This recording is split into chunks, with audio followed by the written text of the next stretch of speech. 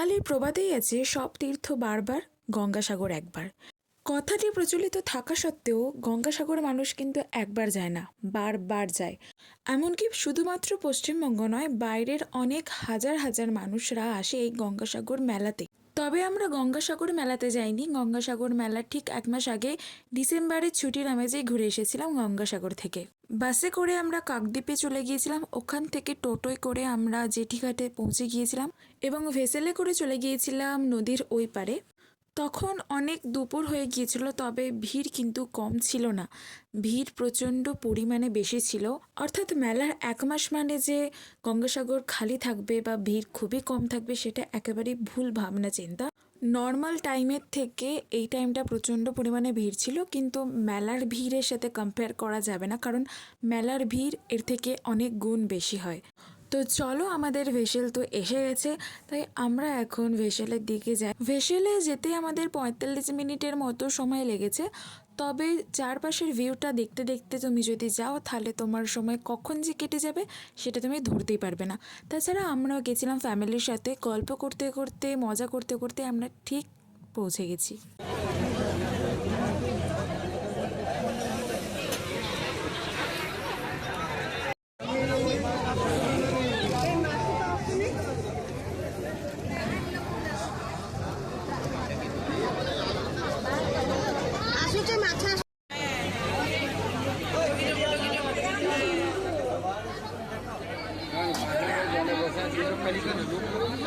ভেসে ভেসে যাচ্ছে।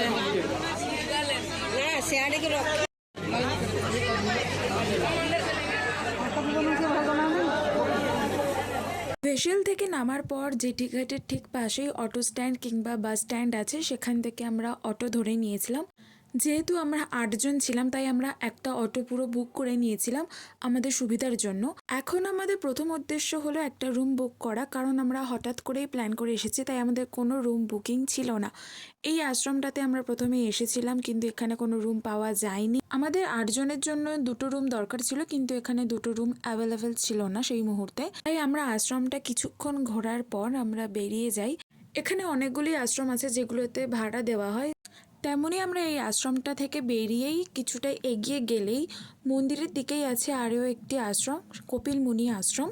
সেই আশ্রমে আমরা ছিলাম। লাগেজ রেখে কিছুটা ফ্রেশ হয়ে আমরা বেরিয়ে আসি। সেখানে অনেক দোকান ছিল, তার মধ্যে একটি দোকানে আমরা লাঞ্চ সেরে নিই, কারণ অলরেডি 3টে বেজে গিয়েছিল।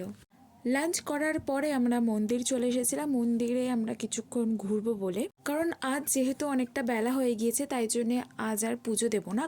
কাল সকালে সমুদ্রে স্নান করে তারপর পুজো দেওয়া হবে।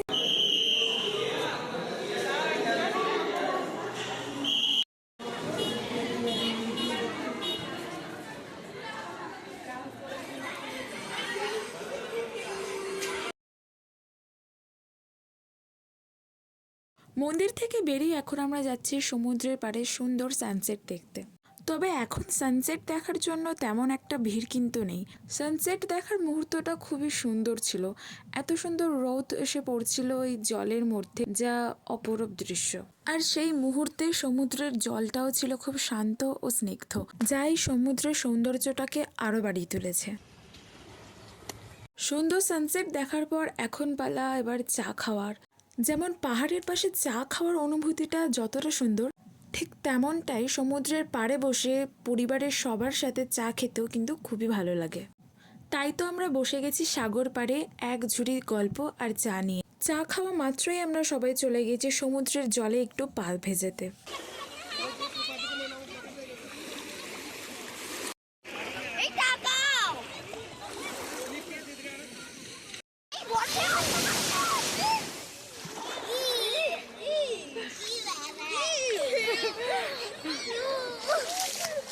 তবে বাড়ির বড়রা কেউ কিন্তু জলে সেদিন নামেনি। আমরা কজনই জলে নেমেছিলাম, কারণ একেই তো এই একবেলা ঘুরতে এসেছি, তারপরে সেটাও যদি ঘরে বসেই কাটিয়ে দিই তাহলে কি করে হবে।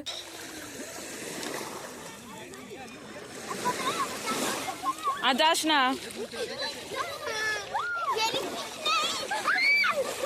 সমুদ্র থেকে হোটেলে ফেরার পর আমাদের ইচ্ছা হয়েছিল ফুচকা খাওয়ার জন্য, তাই আমরা 3জন বেরিয়ে পড়েছিলাম ফুচকা খাওয়ার জন্য।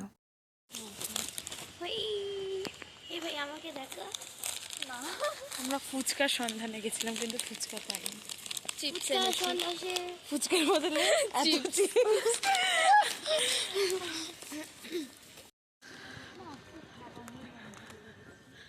এটা হলো আমাদের আশ্রম, যেখানে আমরা আছি। সবাই বডি পেতে হলো। এখানে আমাদের ফিস্ট হচ্ছে, তার মেনু হচ্ছে এত কিছু। তাই আমি তাও ওদের কত মেনু গো। করছি রাজিতা দিদির সাথে। আর এখন খাচ্ছি চলো, এখন আমাদের হাজিরে মেনু হচ্ছিল কি জানো, আমাদের এখন এখানে ক্রিসমাস পার্টি হচ্ছে। শোনো, চা, তারপরে সিঙ্গারা, জিভে গজা, চানা, মুড়ি মিক্স করে ঠিক আছে খাওয়া দাওয়া হচ্ছে। সন্ধেবেলা খাওয়া দাওয়ার পর আমরা এখন বসেছি গল্প করতে। তার সাথে এখনকার ট্রেন্ডিং চ্যালেঞ্জ হচ্ছে পয়জন চ্যালেঞ্জ, সেটা আমরা তিনজনে খেলবো, তার জন্য রেডি করেছি। আমাদের তিনজনের করা এই চ্যালেঞ্জ ভিডিওটা অলরেডি চ্যানেলে আপলোড আছে, তোমরা চাইলে দেখে আসতে পারো।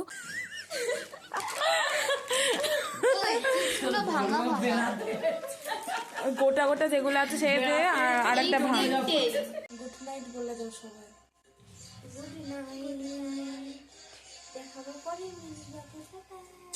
এটা ছিল গঙ্গাসাগর ভ্লগের first part, and second part আসবে পরের দিন।